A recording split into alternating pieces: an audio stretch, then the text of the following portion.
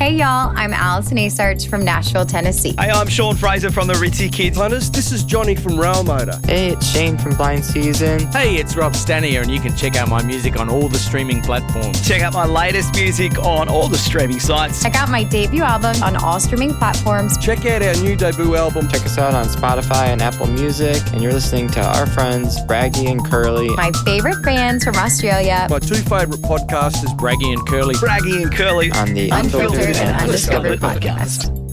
Hey there, everyone, and welcome to episode 89 of the Unfiltered and Undiscovered podcast. Undiscovered music and pretty old hosts. Now, before I welcome in I'll welcome in our co-host down there. We've got Braggy and we've got Rossy. And first cab off the rank this week, some more sad news. We've lost some amazingly strong musicians, Jeff Beck and Renee Gayer. Not a good start to the year. No, it is not. But I guess Rossy and Curly, we're all three of us are getting to that age now where the people we liked when we were younger are they're getting pretty fucking old, and so that's happening. Yeah, Absolutely. And a lot of these people have lived a pretty hard life. So they haven't, because of the nature of the work they do, their bodies give up a little bit quicker than us mere mortals, Yeah, that's right. Absolutely. Did you ever work with Renee, Rossy? I've done shows with Renee. I particularly remember doing the Manly Jazz Festival with her. And all my friends warned me. I said, and she can be absolutely terrifying on her day. Yeah. Luckily for me, got her on a very good day. She was delightful. It was a great show, and she sang the house down. It was probably, I think it'd be 90s, I guess. It was outdoors on Manly Beach. Nice place to do a show. Oh, beautiful. Yeah. She had a killer band of guys like Steve Edmonds was playing guitar. She'd have Peter Luscombe on drums sometimes. No, it's John Kennedy. John Kennedy, who was he's a veteran. He didn't look well before he went on. They pretty much just sat him on the stool, popped him up, and away he went. Got a bass player called Harry Bruce, who's man, this band was smoking, and her voice was but I was very cautious, but she was delightful, I gotta say. And the voice was sublime. Very strong-willed lady from what I've read about, and I'm currently reading Stuart Coop's book on Paul Kelly, and there's a small segment in when Paul and Renee collaborated, and then the reflections from both on that collaboration, and the reflection was they were both expecting the other to be more difficult than what they were. So, An interesting tidbit about Renee is that early in her career, her piano player was Jonathan Coleman. Oh, truly? I didn't know that. The comedian. Yeah, the media who died. But John played piano for her. And he's prodigiously brilliant piano player, I might add. Excellent. Yeah. Excellent. There's a now, you two guys, sorry? I said there's a YouTube clip of her. It's a full concert at the Basement in Sydney. It's a good one to check out, and gives a bit of background on her career as well. It's fantastic, and there's amazing musos in that. So check that one out. She was a high caliber. She nearly broke America, and they were playing her on all of the race stations, and until they discovered she was a white Jewish woman from Australia. Because Rossy, she sang back up on one of Sting's solo albums, I think. She did so much stuff. Set them free. I think Hoodoo that's her. Gurus as well. Wow. Yeah. But see, Vanetta Fields, who moved out here, she did all that Steely Dan stuff and all that sort of stuff. So, there's a couple of women who are just, vocalists, world class, beyond world class, and that would be Renee Gayer, Now, on the weekend, we had a meeting of the minds. We had the Rail Motor boys meeting up with the Jupiter 5 and Rossy. Man. How did all that go down, guys? That was awesome. It was just a shame we couldn't hang right till the end of Rossy's set because all the guys were blown away, Rossy. It was fantastic. You guys come out and just kicked it. And your singer, fucking hell. Yeah. Man, what, He's a fit-looking fella. he's fit-looking boy. He looks good, but he can. Yeah. His voice is like, even Robbie standing is like, wow. How old is he, Rossy? Look, It's a secret. I don't think anyone knows. He looks like one of those guys that wouldn't say how old he is. But I tell you what, I reckon he's older than me, and his voice was amazing, man. You guys were great. Jay Uni, he's been around in a number of forms over the years, and we love him. He's a circus. We don't know what he's ever going to do. We just get out of the way. Yeah, we don't know what he's going to do or say or how he's going to dress. We just build a platform, get out of the way, and let him do what he does. He said some some great things. That was really good. Sydney seems like it's alive and pumping again down there. It's in starting. Newtown anyway. It's starting to, It's starting to take on. The Duke is a spectacular venue in Moore Road. Yeah, me too. It's a great room. Now, Braggy sent me through one small snippet of the show, and I won't play it tonight, but I might throw that up on the Facebook group. Definitely. But I saw another one with Jupiter 5, and Rossy, can I say you are not a Brewster-type guitarist. You're prowling that stage like it's nobody's business. So Rossy's got the moves. Yeah. Well, I actually have to, I have to communicate between the other ones. Yeah. And they're good blokes. I've known all of those men for 35 plus years, except for the drummer. Yeah, I was going to say the drummer looked like he's quite a few years younger than you other four guys. He's my oldest stepson, and I was at the hospital the day he was born. Well, Rossy's. Have we lost Rossy? No, I'm here. Oh, he's always back. Okay, yeah, you were. Yeah, He's dropped out for a second. James is my oldest stepson, and he is a guitar player and a piano player and a designer, but he drums all right, I reckon. He goes pretty good. Yeah, absolutely. Yeah, it's good. It was great to see. Absolutely great to see. Now, the big question. So you guys do not know what this episode is about, which is really cool. So, and I'm going to explain it in just a sec. But before I do, there's a big question I have to ask. I spell Rossy with a Y. So when I'm talking about Rossy on the Facebook page, I'm spelling it with a Y. Braggy spells it with an I. So, Rossy, what do you prefer? Is it the Y or the I? Well, I think you'll find traditionally it's with the Y, and it's actually I've got a custom badge on my bass rig that spells it that way. Okay. Yeah. I'll spell it that way from Big now on. question. It is. I think it's probably because I'm probably just going, Francis Rossi, from Status Quo. Yeah. I knew it came from somewhere. I had a mate who used to call me Parlo after the footballer, Parlo Rossi. Okay. Yeah. That's pretty cool. Yeah.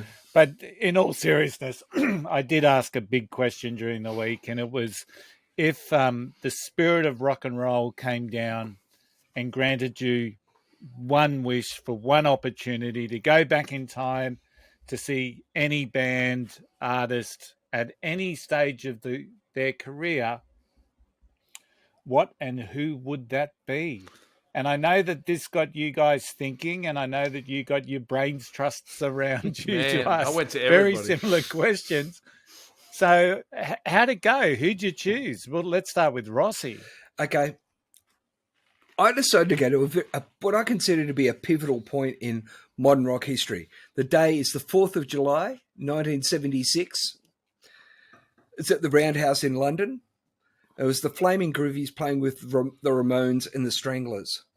Wow. Ooh. The Ramones' first gig in England. Now, this day is steeped in myth and legend, and basically the only people who it was about 1,500 seater, but they had the guys from the Damned were there, the Ruts and the Slits. The Sex Pistols were rumoured to be there, but they weren't. They were playing in Sheffield. Yeah. And they were doing that very same night, they were playing with The Clash, who was The Clash's first gig, the same day. Wow. The next night, the Ramones played in London again. and the Pistols and the Clash and everyone turned up, including the Stranglers, and Paul Simonon got into a fight with JJ Burnell and stuff. But that's the view that's when they legitimately say that The the punk new era scene started. had arrived. That's when it all started. Wow. There's a lot of stories around that night, and I love that. I would love to have been there to have a look. Absolutely. That's awesome. That's awesome. What about you, Braggy? Fucking hell. I had a short list that was about 10 fucking concerts long. Yeah.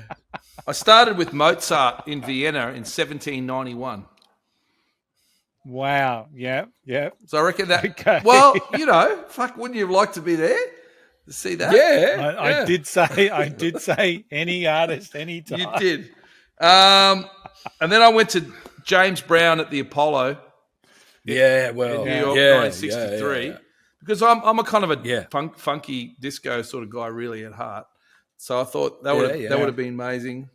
I had the Oils at the Capitol Theatre, maybe about 84, I think it was. People were there.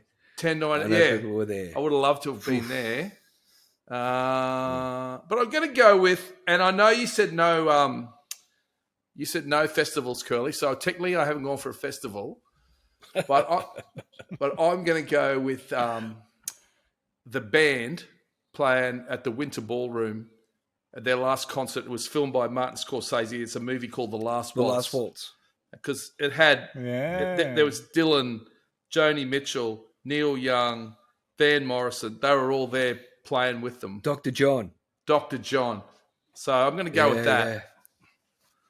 Yeah. Excellent. It was a question that was part of a lunchtime conversation at work during the week, and I just thought that's a fucking cracker. And the reality for me, just what's yours, Curly? Hang on. Yeah. What's yours? I saw the Style Council in Sydney at the Hordern Pavilion going back to in the 80s. But the one, if that opportunity ever presented itself, I'm going back to see the Jam when they were the Angry Jam and not the Dance Jam. Early days in the city, going underground, really just seeing them as a three-piece with energy and a little bit of angst against the world. It's a funny point you make, because when I went and saw Midnight Oil do their last show at the Hordern this year, I met up with some friends of friends. And one of the friends of friends is an English bloke. And this English bloke was a filmmaker who'd done clips and films and stuff. And he shared offices with the Jam back in London in the day. And I asked him, who is the band you like the most? And he said, well, he loved the Jam, but they were very kind to him. And like he was right in their inner sanctum. But his favourite band, and we both bonded over our love of the Tom Robinson Band. Oh, yeah. That's but 2, the Jam 4, 6, 8. 4, 6, 8 Motorway. Yeah, but Tom Robinson Band. But this guy was telling me all the stories of the Jam and how Paul Weller's dad kind of ran with they were handymen and you weren't going to mess with them. Oh, okay. There was London boys. They had an impetus. Yeah. There was an impetus and nothing was going to stop them. Yeah. I would have loved to have seen the Angry Jam too, I think. Yeah, that would have been just awesome. And I guess that's the formation for the idea of tonight's show. Okay. So tonight's show is called Battle of the Bootlegs, right? Right. So the other... recently, we had a gentleman called Darren Whittle on who did his 5 songs of meaning, and he pointed me in the direction of a page where there was some bootlegs of some bands. So it's a very similar concept. We're going to be listening to 2 bits of 2 bootlegs from 2 bands, similar stage in their career, and as in very embryonic, just their initial forays out into the world of live music from a location. So they come from the same location. We're talking mid-'80s. So Sydney indie music scene was, pretty much the top of the pops. But, the same localism or tribalism was seen in Melbourne, Brisbane, Perth and Adelaide. But this city laid claim to 2 bands who both ventured south to further quest their success, and they've had success with varying degrees, and one is still recording. The place I'm talking about is Townsville. It's mid-'80s. It's an army town. It still is an army town, but it had a community radio station, an import record shop, and a couple of other music stores where musos thrived. A good culture of pubs, drinking, and live music. It was about 110,000 people, and this is in the time before McDonald's had even got to Townsville. So the two bands we're talking about who are going to battle tonight are the Spliffs and the Madmen, right? So let me tell you a little bit about the bands, the Spliffs, and you're probably going to tell me more anyway. So the Spliffs were formed in Townsville in 85 by university friends Ian Christensen on lead vocals, Andrew Reid on drums, Tim Corcoran on guitar and vocals, Jamie Forsberg on lead guitar, and Braggy's friend John Watson on bass guitar. They entered a local heat of the Battle of the Bands where they played 4 songs to win. Curly, actually, beside that, the drummer, Andrew Reid, was in my band before he played with the Spliffs. Room 16. Yeah. The Alphabet Dancers. No, before that, Room 16. Before that. So the Spliffs' debut single was You Know What They'll Say. It was released in 1986, and the bootleg that we're listening to actually comes from 85. So, and John Watson, of course, went on to have great success launching his own music company. The Madmen, they operated between 80 and 90, and in that time building up a really big fan base in Townsville where they lived, and Brisbane, and ultimately Sydney. They released 4 slabs of vinyl. The lineup was Tim Stewart on guitar, Tony Blades on drums, and Cameron Hurst on bass. The Madmen morphed into Screamfeeder, who are still gigging and recording today. And their bootleg is from the 1987 Battle of the Bands. First up, the first song that we'll be hearing from them is from their 4-song Heat, and which somehow got interspersed with some Triple J sponsorship messages. So, and then the most of their songs that we'll hear tonight are coming from the final of that same Battle of the Bands. All right. So how does that sound? So you guys are going to be given a choice. So the spirit of rock and roll has come down and said, I'm going to give you a choice to go back in time to see either the Spliffs in 85 or the Madmen in 87.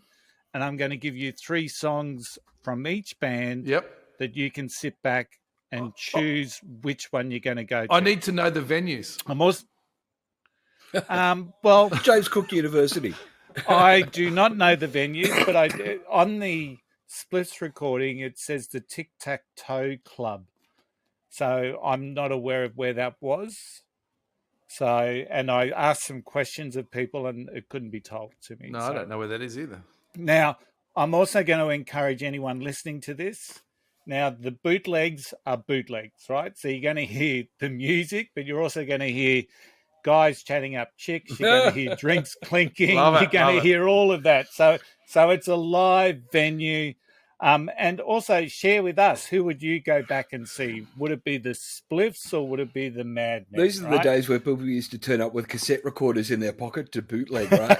It was hilarious. Yeah. And like, I know some people have done a lot of that over the years, and just there's some shockers out there. It's great. Yeah, there are. These ones aren't bad. I'm pretty sure these would be desk tapes. I reckon. Gig tapes. I reckon that'd be desk tapes. Tape. Yeah, I think so. I reckon so too. So we had a toss before the show, and the Spliffs are going to start off first, and they're going to start with their opener. Now, I don't know whether this is a cover or an original.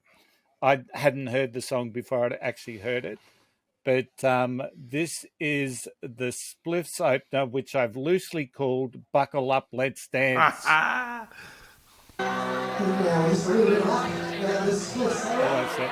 That's what's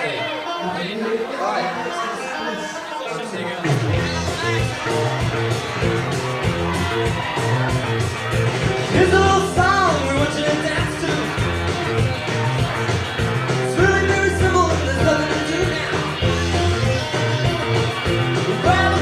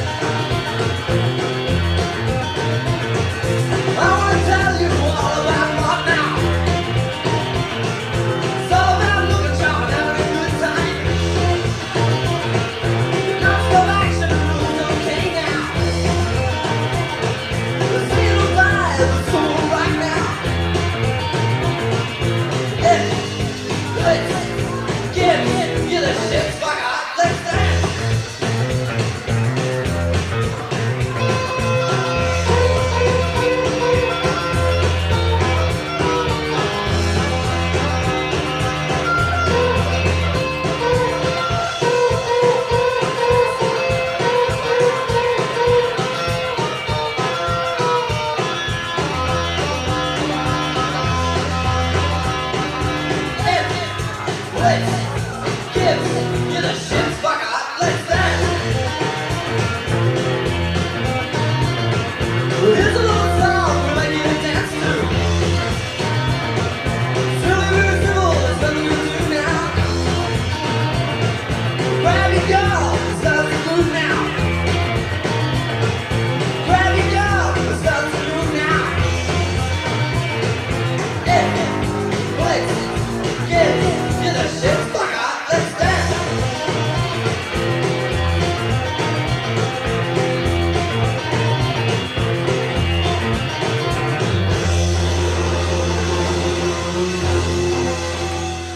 Alrighty, so after every song, all I want you to do is a quick sum up. But do you get the feeling you know what you're in for if you've got that as an opener?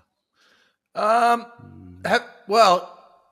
if I've never heard the band, I'm thinking it's not a typical Spliff song. It sounds like they're still looking for their sound there. Yeah. I think the post-punk is strong in that one. Yeah, The whole okay. post-punk scene, the clean guitars and the sort of jagged juxtaposed rhythm is very post-punk, like that. There was a lot of that around. New wave. But It's if you very call new this- wave, yeah. Yeah. Which Yeah. is, if you call the Spliffs, there's going to be some pot there in the future. Alrighty, so we're going to move on to the Madmen opener. Now, I've got to hand it to these guys. These guys are gutsy. They had a 4-song set as a heat in the 87 Battle of the Bands. 3 of them were originals. So I think that, and they open with an original. So I would imagine you would be tempted to go with something that the audience knows. But they went with the song called Almost Past Caring. Let's hear it for the Madmen.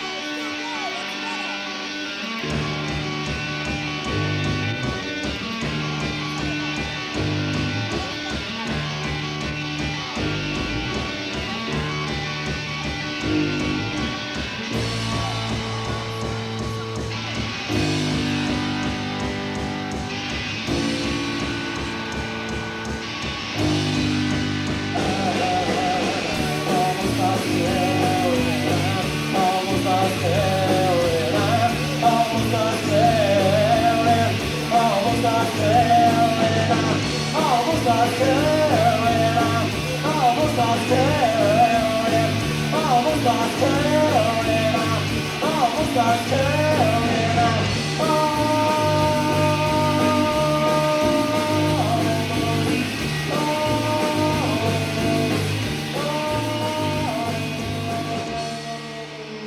All right. Wow.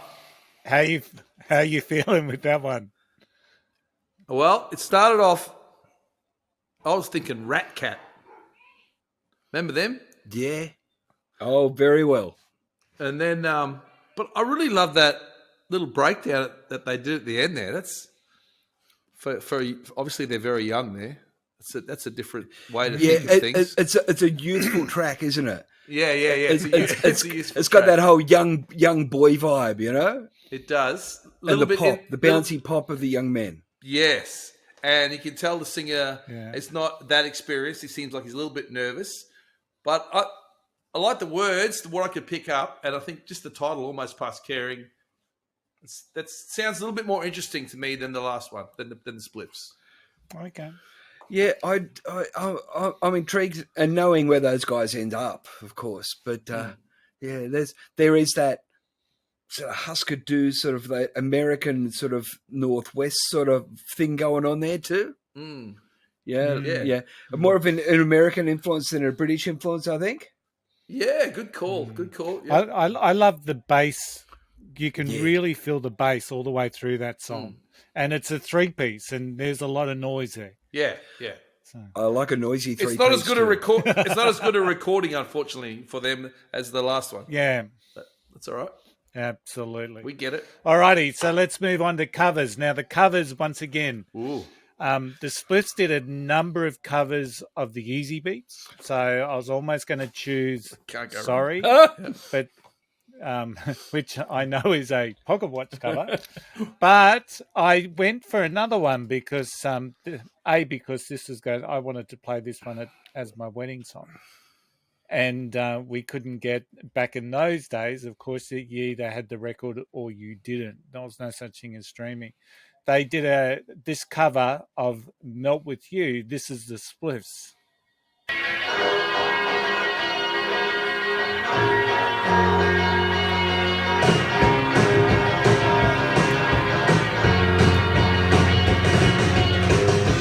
Moving forward using all the breath.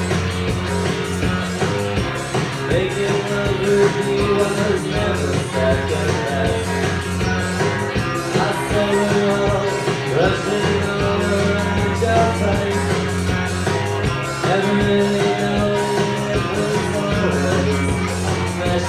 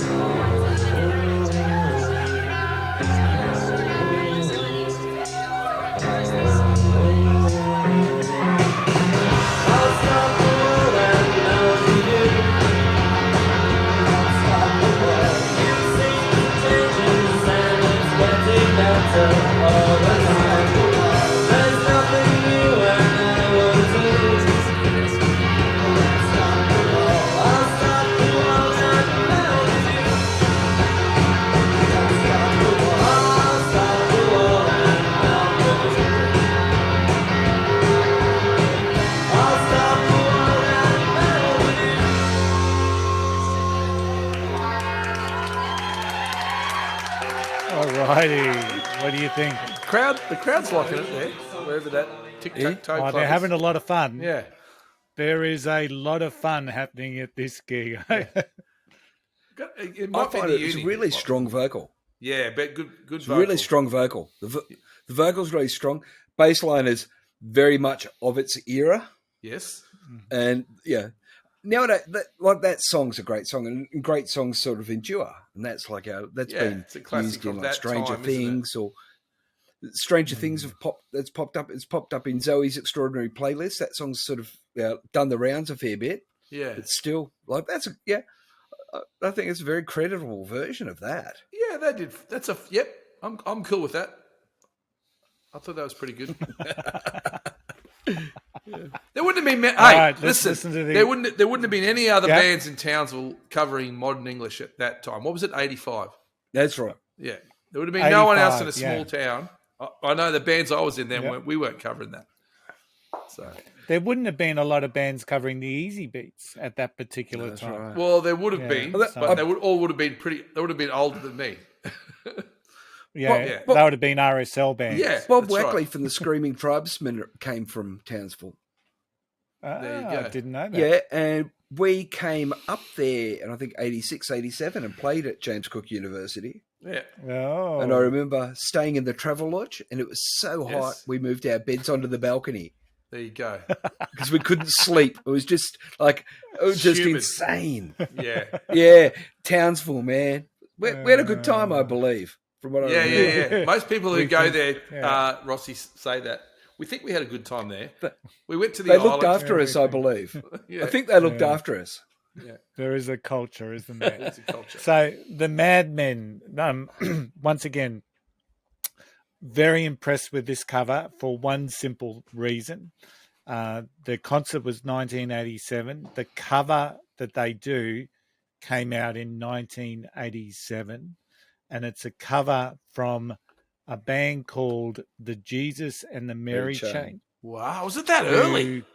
Wow, I didn't realize it was that early. Jesus and Mary Would Chain. not have been too many people in Townsville that would have known this song, let alone who the Jesus and the Mary Chain. Anyway, they do a great cover of April Skies.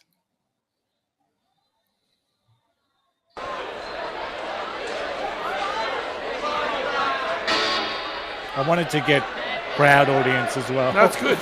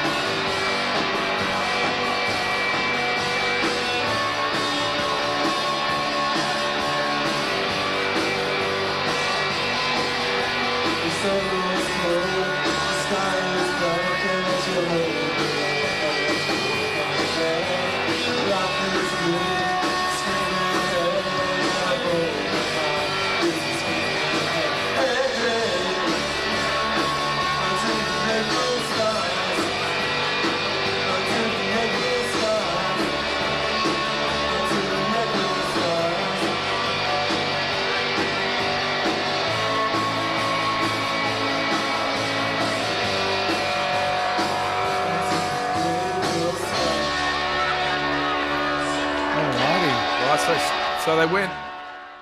Are they English? Are they English? Jesus the Scottish. Scottish. Scottish. Okay. So they gone to England now, the British Isles now, Rossy. Yeah. You can really, you can hear that. I love a Scottish band. Simple Minds, Teenage Fan Club, love them all. They're all great. But Yeah. that's good. That you can hear that pop sensibility in that one. Yeah. Yeah. That had me. They sound more confident in that one, don't they? Yeah, I'd be enjoying that if I was there. And what I'd also think is that, like, to pick up a song like that in 1987 in Townsville takes a lot of work. Nowadays, it's easy, right? Yeah, you've got you're just a couple of clicks away, you go and have a listen. But for young folk to pick up that music and to embrace it and turn it around, it takes a good ear. Yeah. I don't think we have Triple J, or do we have Triple J by then? No, this is Well Triple before J Triple Day, J so comes there. That's before we lost Triple J. Okay, there you go. we had Triple and Double J, and it killed us. Down here, we lost the platform for everyone. And then all of a sudden we're hearing the Hilltop Hoods. It's like, who cares? Where's the latest Stooges band? You know? Oh, don't knock the Hoods. That's my local two boys. things stand out to me. There was an example. Okay. It was not an attack. I know. Two things that are standing out to me with the Madmen is they've got the guts to make like the Spliffs are in that 2 minute, 3 minute window. Yeah. And the Madmen have a little bit more courage to go a bit longer. Yeah. But to start with an original, and then do a cover that not very many people will have known. Now, the only other cover that they did in the bootlegs in the final one was "Away from the Numbers" by the Jam. Okay. So once again, it's not like it's a top 10 hit from 10 years ago. No. That's an album track. But is Curly showing his hand, Braggy? Well, maybe. I know. Well, possibly. But let's look at the original then. So here we go. The final two songs from the band. The Spliffs will go first, and this is on the B-side of their single that was released the very next year. This is a song called I Know a Girl. It's another original, Spliff original.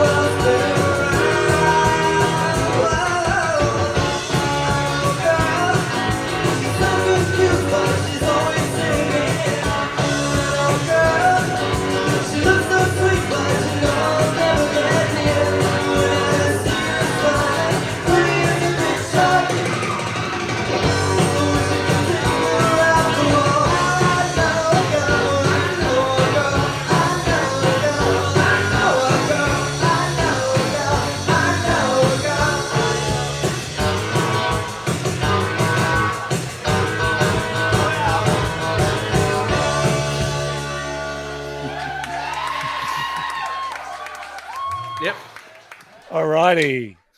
Braggy, I can see you're itching to talk about that one. 3 minutes. 3 minute pop song. 2:27 in fact. Yeah. That's where they were going, eh? That sort of style stuff. It's not quite Sunny Boys. But yeah, it's that. Yeah, I like them. I got a soft spot for the Spliffs because I know a couple of those guys. So, although I haven't talked to them for a long time, but yeah, that's before. I know it's only 2 years. I know it's 85 and 87, but that's a fair time. Yeah, 2 years. You know, those clean between guitars. bands. Yeah, it's clean. Yeah, Yeah. Crystal clean guitars. Yeah, dirty up those guitars a bit and change it a little bit. I'm hearing Voodoo Lust. Yeah, sounds very We need to get a bootleg of Rickenbackery. Voodoo Lust, I think. Oh, I think I've got some around here. I love that band. Yeah. So, but once again, the vocals Yeah, on that one, Rossy, Yeah, good. it's just such a unique vocal. it is. It's very confident and strong vocal, and like for a band of that level, you don't normally get that. I assure you. And they're Yeah. tight. They're tight, Sometimes aren't they? they are. They're rehearsed and done their work. Yep. Alrighty, so the last one is The Madmen. So this is their original. It's part of their recorded works, and it's a song called "That's Okay with Me."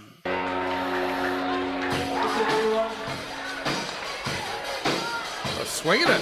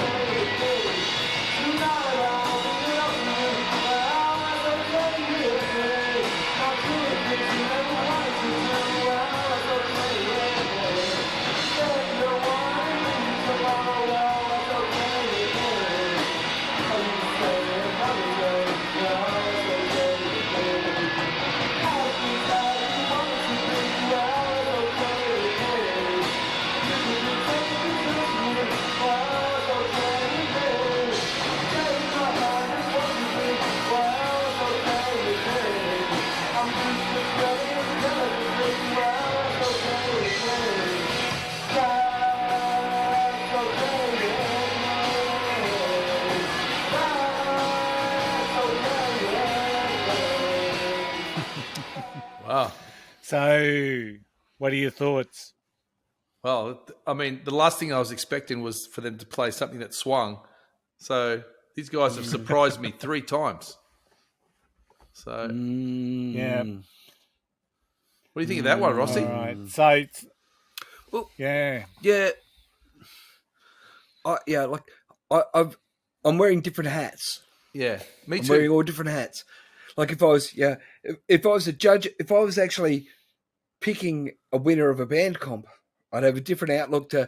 I think this. If I was someone working for a record company, I'd go. Yeah. So don't tell me your choice yet. No, Don't tell me your choice But I'd yet. say Just... develop this or work on that or come up with that or I like this. But Yeah. there's some really interesting that sort of modal swing groove throughout. It was really sort of interesting. Yeah. All right. So what I'm going to ask you both to do is sum up what you've heard from both the summary of the 3 songs. Just do a bit of a summary, and then I'm going to... So Rossy goes first, Braggy goes second, and then we will say, who are you going to go see? Okay. All right? How's that? Yep. Okay, we can do So that. Rossy, first up, the Spliffs. The 3 songs that you've heard from the Spliffs. How are you feeling? I thought the Spliffs as an act were pretty well developed. I thought it appeared to me as though, they'd found their feet, they knew what they were doing. That's what it appeared to me. Yeah, the strong vocal is a very hard thing to, like that, you can't fix a bad singer, you can't fix a bad drummer. You can fix anything else that's bad, but if you've got a bad singer or a bad drummer, you're going to stand out. And that's with those guys. What I was hearing in those songs is they were sticking out. Now, I got a vague recollection that their career kind of ended up, there was like a road accident at some stage. I think they trashed their van, lost all their gear or something like that. Yeah. Okay. The great story of rock and roll, which has happened too many times. So I kind of go, and knowing that John Watson was in the band, he sort of came out of it pretty well. Yeah. And the Madmen, the 3 songs from that? Well, yeah. Tim's a real goer. For them to morph into Scream Feeder, or I think at one stage I'll call it Scrum Feeder too. But I know that they sort of took on all comers at one stage, and they were real contenders. It wasn't always my cup of tea, but I knew a lot of people who knew them well, and they're very well regarded. And they did very, very well. You could just see where they were heading. You could see listening to that. And anyway, Scottish covers, you've won me. So Braggy, summing up the Spliffs. It's funny. If I think I agree with everything that Rossi said, and I've just been thinking about it. And I thought, if I was, and I was in Townsville in those years, so if I was that age, when that was happening, I probably would have preferred to go and see the Spliffs. I think because I was more into that. It's a bit more poppy. That's my. I think the chicks would have been there. Yeah, the girls. That's where the chicks would have been, mate. 100%. But listen to it now after that's 35 years. Listen to it now after listening to so much music and playing music and so many different things. I think it's the other way around now. I think I would have been. If I could go back from here now, I would have rather gone to the other gig because those guys were doing. They were just a little bit exciting for me. They were doing something really different, especially that last song. I kind of like that. Really, but you summed it up, Kelly. You said gutsy. Gutsy. So I've already gutsy. just cast my vote. Absolutely. I don't know if I was supposed to, but I just did.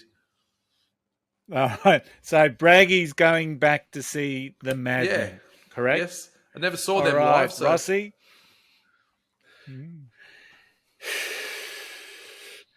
Look, I'd probably end up going to see both, and I'd probably end up tuning guitars for both of them too at some stage. But I think, in all honesty, if I was looking at it from Battle of the Bands, I've got who's got the potential. I think that I found the Spliffs to be a far more developed act at this stage of their career.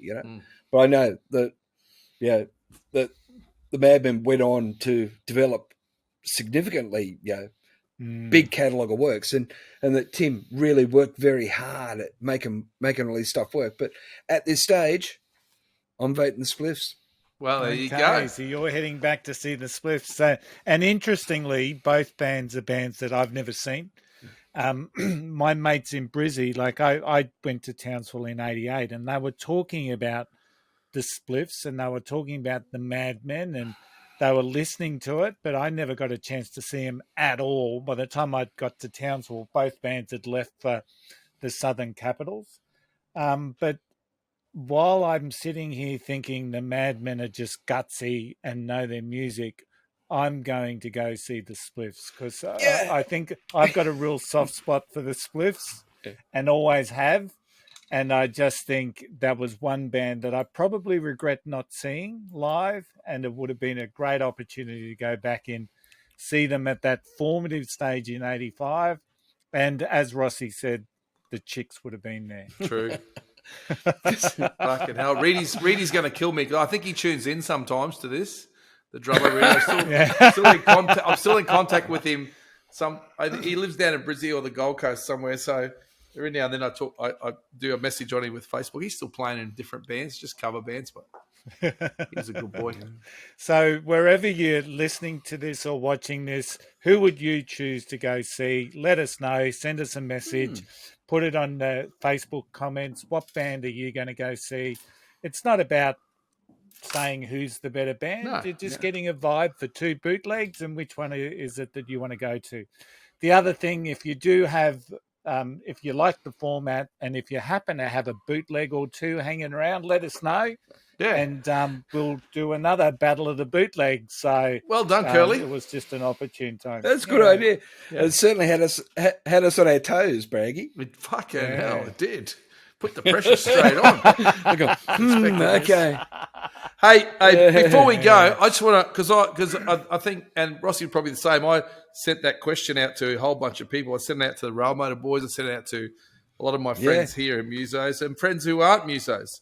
Can I just read a couple of things that people sent back? Go for it. That I thought were really cool.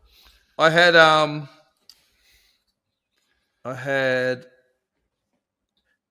Jeff Buckley at CBGB's 1993. I had